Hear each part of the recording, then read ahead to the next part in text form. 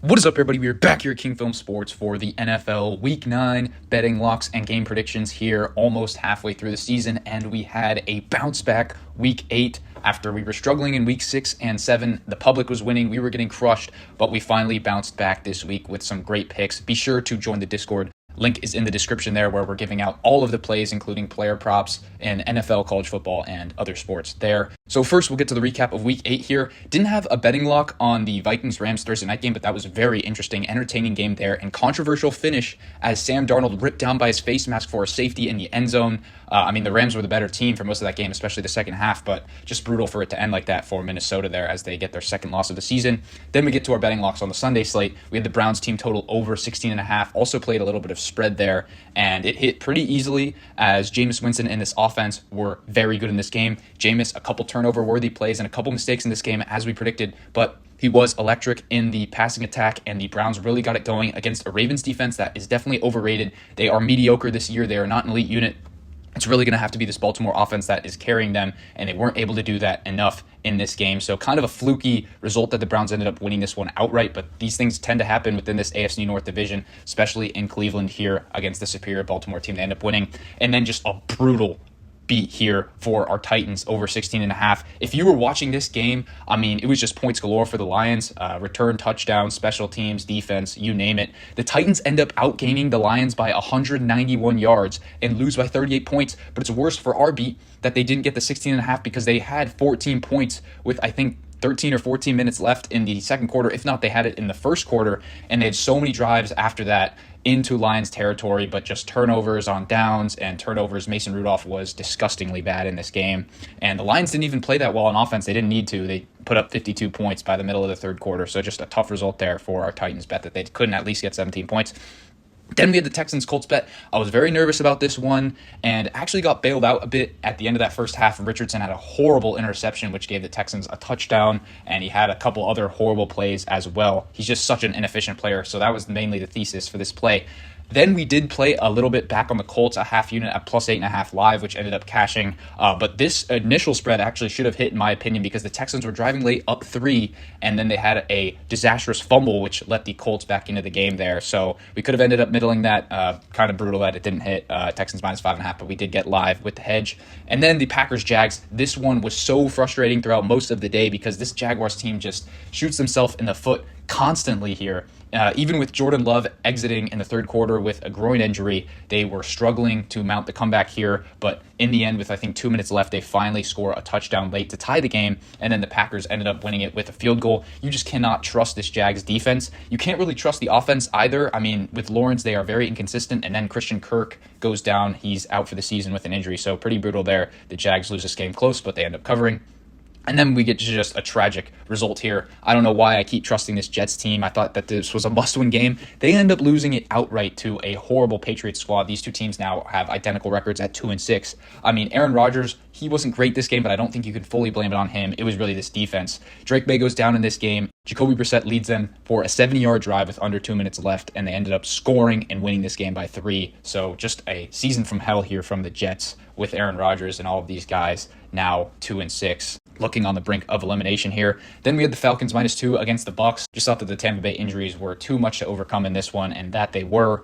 Didn't think the Falcons were overly impressive. It was just kind of a shootout game. Neither of these teams has much of a defense, and Baker made a couple of huge mistakes in that one, which helped Atlanta win there. Then we get to the afternoon slate, and this was absolutely crazy. The Bears at the Commanders. The Commanders were the better team for 3 quarters in this matchup, and they were up, I think, 9-0 or 12-0, and they should have been up, I think, 20 or 30 points in this one, but some costly turnovers and penalties held them back there and settling for field goals in the red zone. So then the Bears mount a furious comeback. They get it to 12-7. And then they're on the 1-yard line, hand it to the backup center. He ends up fumbling it on the exchange. That was just so frustrating for all of Bears fans and supporters in this game. And then they do end up scoring a touchdown and a 2-point conversion late. And Caleb Williams was bad all day, but he ends up getting that. And then the infamous Hail Mary from hell here as the Jaden Daniels-led Commanders win this game on the last play by 3 points.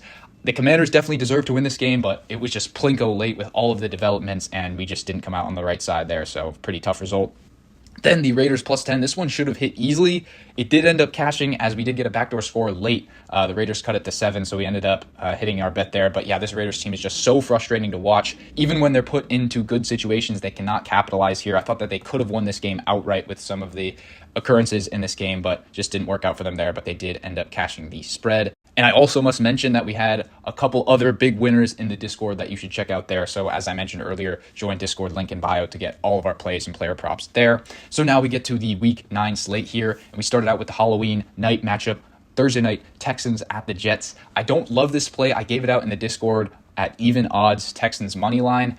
Now it looks like the spread is going to move in favor of the Jets. The public and the Vegas sportsbooks have been drunk on this Jets team all year, so hopefully that line can go up to 3 here. We'll take the Texans at +3, but I'll also play my money line here. I don't think that the Texans are necessarily an elite contender in the league, but this Jets team is just so bad. Sure, this is a regression spot here on a short week for everything to get right, but I just think that they're a poorly coached team with Ulbrich as their interim head coach here. His defense has regressed throughout this season, and Aaron Rodgers and the offense just have not been able to get it going. This Texans defense is opportunistic. They're great in certain situational spots here, so I think that they will be able to make the big plays necessary against this Jets team. And then ultimately, I do think that CJ Stroud is the better quarterback at this point than Aaron Rodgers. I think that this Texans team, although they did lose Stephon Diggs and they're down Nico Collins, with Tank Dell, and especially with that ground game, will be able to churn up yards, control time of possession, and win this football game. I know this does look square because the Jets have 4 less wins and they are favored to win this game, but I think that if we do get this line movement, then the Texans are the value play in this matchup. I think they win this one outright and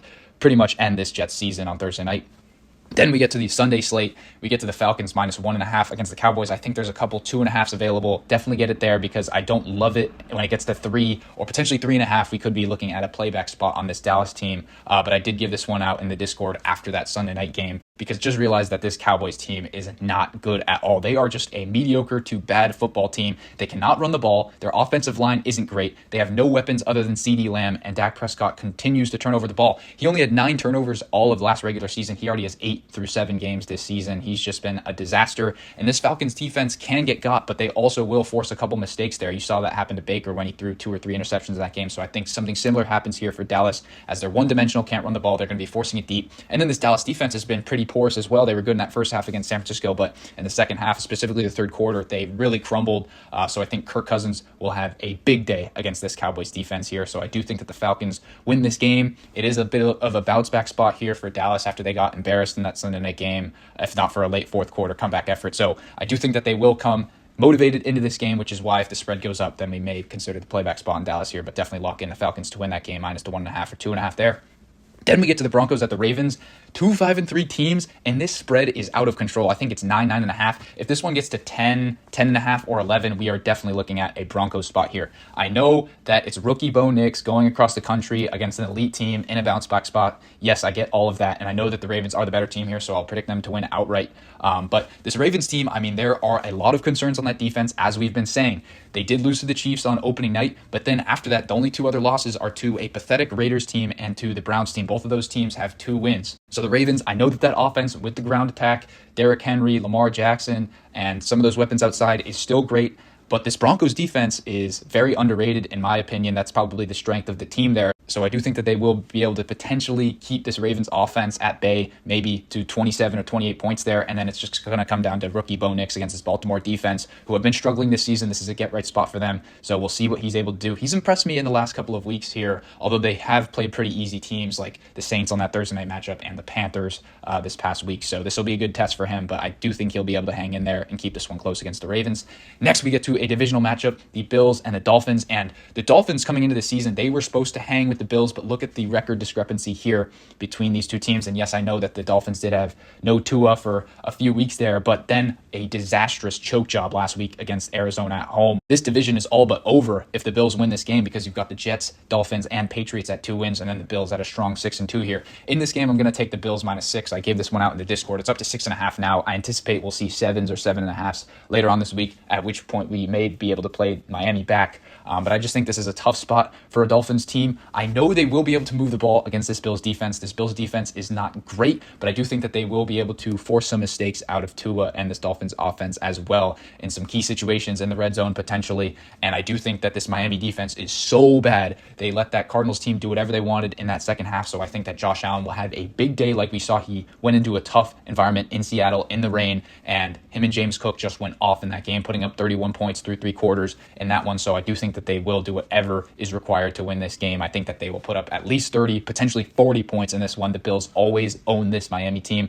I know that Miami will be in a bounce back spot, but still I like Buffalo at the 6 number. Next, we get to the Saints at the Panthers. Remember, these two teams played week 1, and the Saints skull drug the Panthers. I think the final score was like 47-10 in that one. And now look, these two teams are about in the same spot. Saints just have one more win. And there's a lot of unknowns in this matchup. Who are the Saints going to end up playing? Will it be Spencer Rattler? Will it be Jake Haener? Will Derek Carr potentially come back from that oblique injury? I don't know. And then the Panthers, Bryce Young looks horrible yet again last week. Will Andy Dalton be good enough to go in this one? I am not sure. So I will take the Saints to win this game, as I think that they're the better team. But this spread is just sitting there at 7. I think that there's a lot of unknown. If you want to take a shot in the dark with this Panthers team, I wouldn't blame you for it. I just don't really know what's going on in this matchup. So I will say that the Saints will win this game, but not high confidence in that game whatsoever.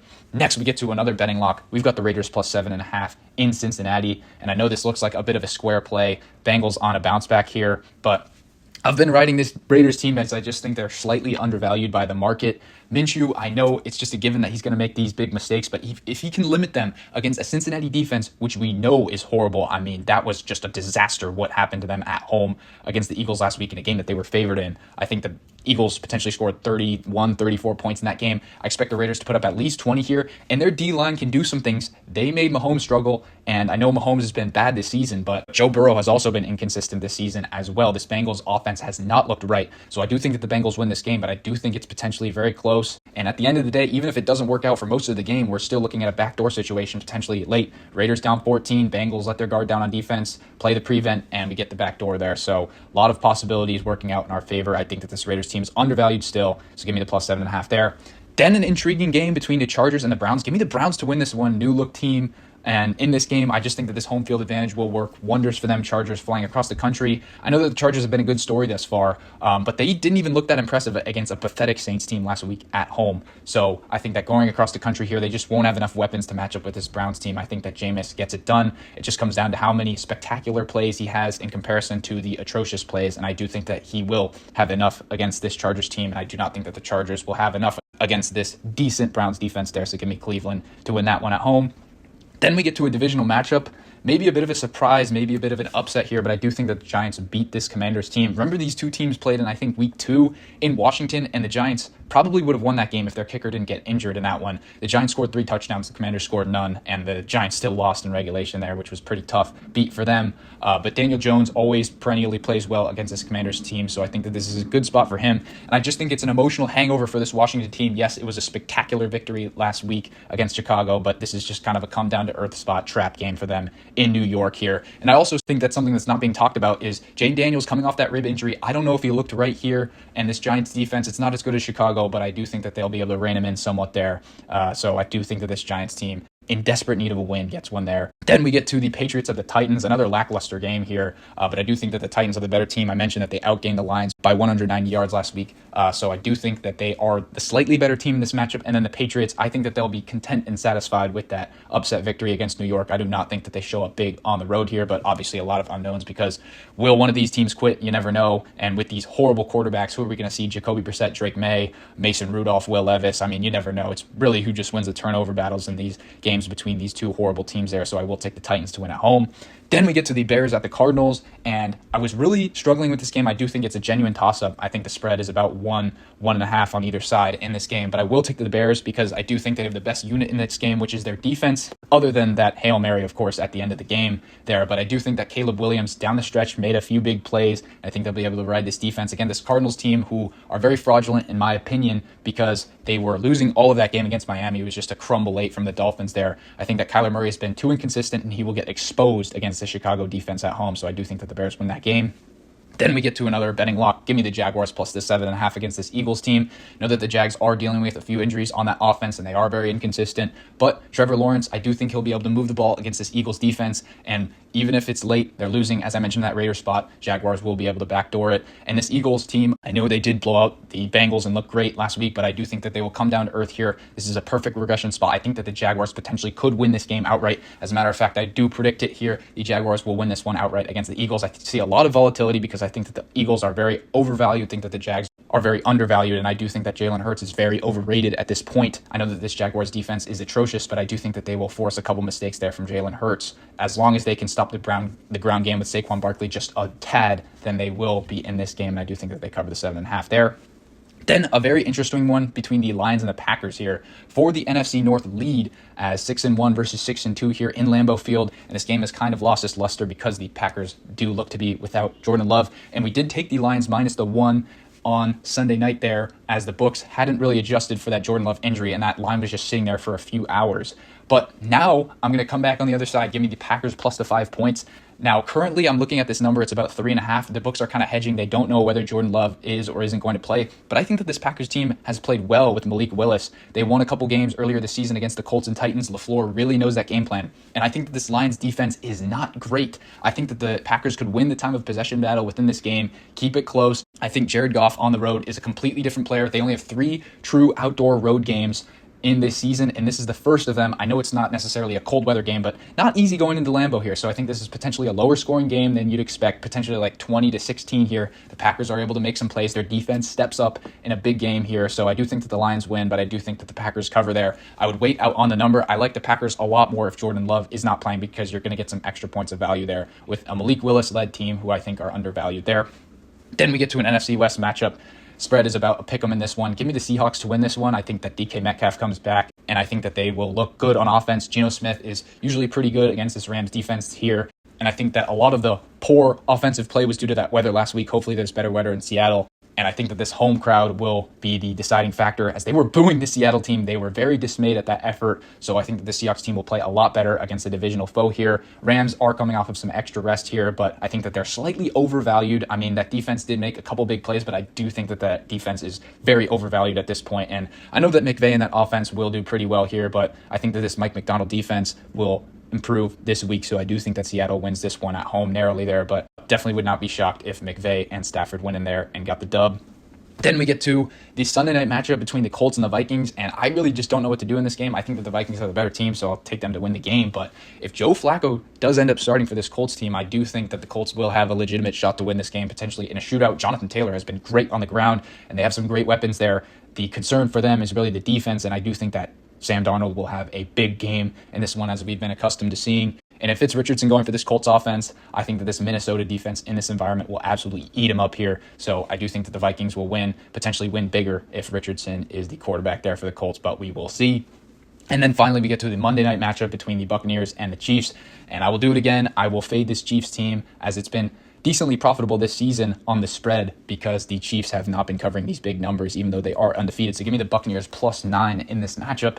And I know that the Bucs are without the 2 top receivers. I get it. But the offense did look decent last week. I know that this Chiefs defense is a lot better than the Falcons defense, but Baker Mayfield, as long as he's able to rein in the mistakes, like I think he will be able to do, I think they can pound the rock against this Chiefs team, and then Baker will be able to make a few plays through the air. And I do think that this Bucs defense will have a much better effort than they did last week for this primetime game. I do think that they will be able to stop Mahomes. We keep waiting for Mahomes to have a breakout game. He's just not capable of it at this point. More turnovers than touchdowns this season. So do think that he'll play decent against this Tampa Bay team, but do not think it will be an explosion. I think he's held under 30 points, and even if it is getting out of control late, then maybe the Bucs can get a late score to cover the back door there. So I love this play, love the value on that Bucs team. Get it while you can at this number, because I think it goes down potentially to 7.5 or 7 by kick. So with all that being said, let me know what you guys think in the comments down below about my picks. As I mentioned, join the Discord, link in description to get access to all of the picks there. And as always, be sure to like and subscribe, and I will see you all in the next one.